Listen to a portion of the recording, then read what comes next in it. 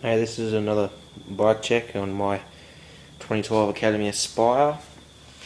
I haven't done much to it since last time, but yeah, no, it's still really light and yeah, really strong.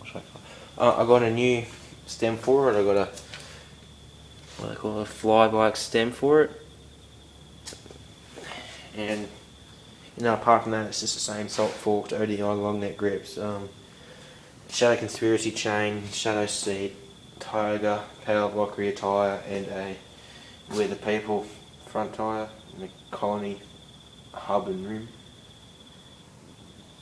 But yeah, standard Academy bars, standard Academy frame, Academy cranks, well ago shit pedals, and no brakes. And then there's this thing over here. 2009 Sunday Funday. It was my old bike. I sold it and bought it back again. Sunday 4 bars. It's got the Academy stem off that I've lightened up a little bit. I took the middle section out of it, make it a bit lighter. I painted it matte black, make it look, yeah, it looks a bit nicer, a little bit lighter too. I had to get a new headset for it because the old one that was in it was fucked. A Clack, never get a Clack headsets. Anyone, they're shit, really shit. It's got the Academy forks and Academy front wheel, Academy tyre, Colony fantastic plastic pedals.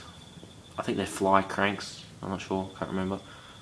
Just a little 25 tooth sprocket that I can't remember what the hell I got it off, and a whatever back wheel. With a chrome rim. Shadow Conspiracy rear tyre and standard seat off the Academy Aspire, and the standard grips off the Academy Aspire, and Odyssey bar ends, and Mongoose clamp. Okay, the C clamps, Mongoose. But yeah, that's those two bikes. By the way, this yellow one here is for sale. If anyone is interested, please message me or something. But yeah, nah, they're my bikes. Bye.